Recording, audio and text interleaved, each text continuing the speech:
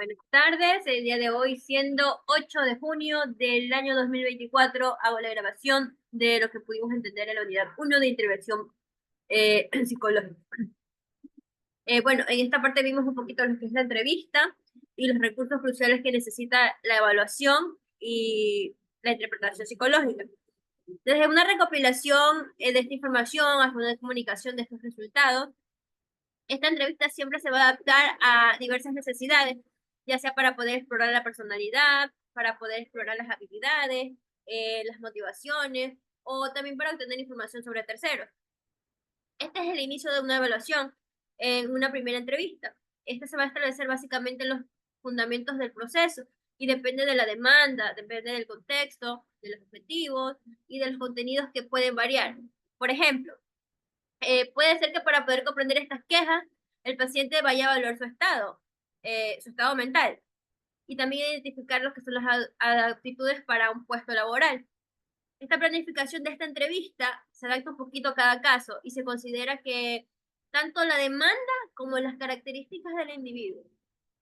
Por ejemplo, si un paciente llega a presentar una queja, eh, por un comportamiento propio o por un comportamiento de terceras personas. Esta entrevista se va a enfocar un poquito en lo que es recopilar la información más relevante sobre su historia personal, sobre su situación actual y sobre las circunstancias de las que se dan esta queja. Este análisis de esta información se va a obtener siempre por medio de una entrevista y va a tener dos aspectos principales, que son la cantidad y la calidad de la información.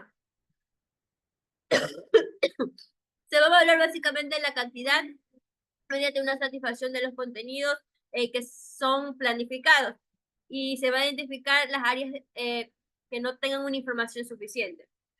Para evaluar la calidad de esta información, se van a distinguir los trastornos posibles, los que están excluidos y los que son explorados. Y para la fiabilidad, la validez y la precisión de esta información van a ser tan fundamentales, porque van a garantizar mediante estas estrategias durante el largo de toda la entrevista y de los procedimientos metodológicos. En lo que es la fase de comprobación, esta hipótesis de esta entrevista se usa un poquito como una técnica de segundo nivel. Se centra un poquito en lo que es el contenido específico y se relaciona con la hipótesis. Se van a adoptar formatos semiestructurados y estructurados. Depende de las necesidades de esta entrevista, va a ser útil verificar hipótesis y se van a basar en lo que es la cuantificación y las semejanzas. Aunque un poquito para esta asociación predictiva se recurre a otras técnicas de medición. Para verificar las hipótesis, también de lo que se refiere a la cuantificación, vamos a usar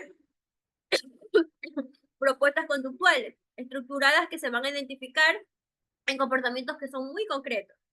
Esta entrevista se emplea un poquito para recoger información sobre la presencia, sobre la cantidad, sobre la duración, la frecuencia y la intensidad de estos comportamientos. Estas hipótesis de semejanza, la entrevista va a jugar un papel muy predominante, porque va a contrastar las características definitorias de estos perfiles y estas categorías de sujetos que van a ser concretos.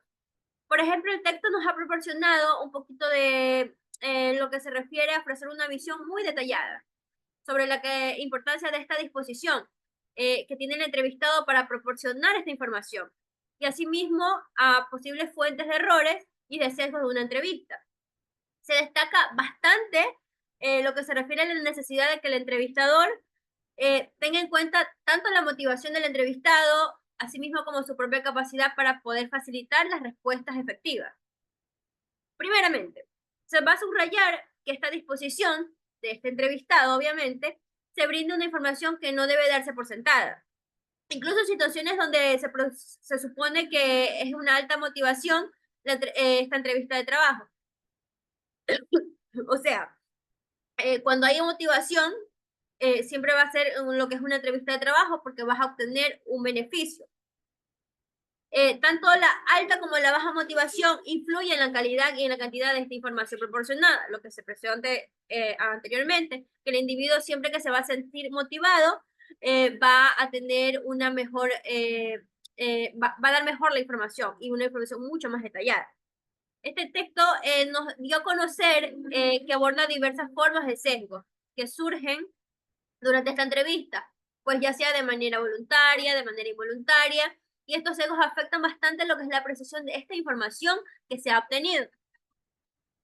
Se va a discutir un poquito lo que es la naturaleza de estos contenidos, de sus preguntas y la familiaridad en la que el entrevistado use con el lenguaje especializado y puede influir en lo que son las calidades de las respuestas. Destacamos un poquito también las garantías necesarias.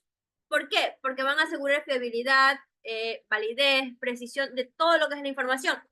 Durante la entrevista, esto incluye que la necesidad de una planificación, el conocimiento adecuado de este dominio al que se refieren lo que son los contenidos de esta entrevista y el manejo efectivo de estos refuerzos por parte del entrevistador.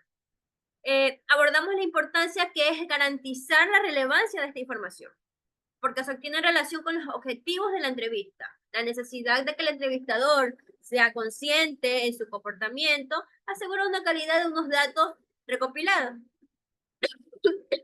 Para garantizar la fiabilidad y la validez de esta información que se va a obtener, necesitamos aplicar un poco una combinación de técnicas estructuradas de entrevistas y también de observación. Asimismo, estrategias de muestreo, de reconocimiento, y todo esto se va a orientar a capturar y analizar las unidades de análisis que son más relevantes para lo que son los objetivos de una correcta evaluación psicológica. Las interacciones. Hablemos de esta porque se trata de la relación secuencial que existe entre los eventos de dos o más personas. Los evaluadores van a buscar prácticamente comprender la relación funcional que hay entre eventos, como la conducta desobediente de un niño, por ejemplo, en relación con las acciones de sus padres y de los seres humanos, perdón, y de los humanos. Esto en lo que se refiere a la interacción de los individuos. Los productos de conducta, estos nos hablaban un poquito más sobre que si se observa que este resultado de esta actividad sean internas o sean externas. El individuo en situaciones muy naturales, así como también sucede en situaciones artificiales. Se recoge un poquito a través de una medida no reactiva, de huellas de conducta y también de medidas de archivo. Las unidades de medida que vamos a analizar aquí, se selecciona un poquito lo que es mejor la medida para poder describir cuantitativamente la unidad que se va a observar. Se consideran factores como la ocurrencia, como el orden, como la frecuencia y como la duración de los eventos. Los protocolos de estas observaciones, de estas conductas, son herramientas como los registros de conducta, un poquito lo que son las matrices de interacción, los mapas de conducta, y estos básicamente se usan para observar y registrar las conductas y las interacciones de las relaciones funcionales. El registro de las conductas, esto agrupamos un poquito lo que son los eventos conductuales relevantes en una lista definida y se adecua para los estudios de casos únicos. Las matrices de interacción, esto nos enseñó un poquito que se centra en lo que son las interacciones entre los individuos o entre individuos y entre grupos. Facilitan un poquito lo que es la observación de estas relaciones funcionales, el antecedente respuesta y la respuesta consecuente. Los mapas de conducta como última instancia que nos van a permitir un poco observar o ver las conductas específicas en coordenadas de espacios-tiempos. Y se analiza un poquito las relaciones entre las conductas y entre las variables ambientales.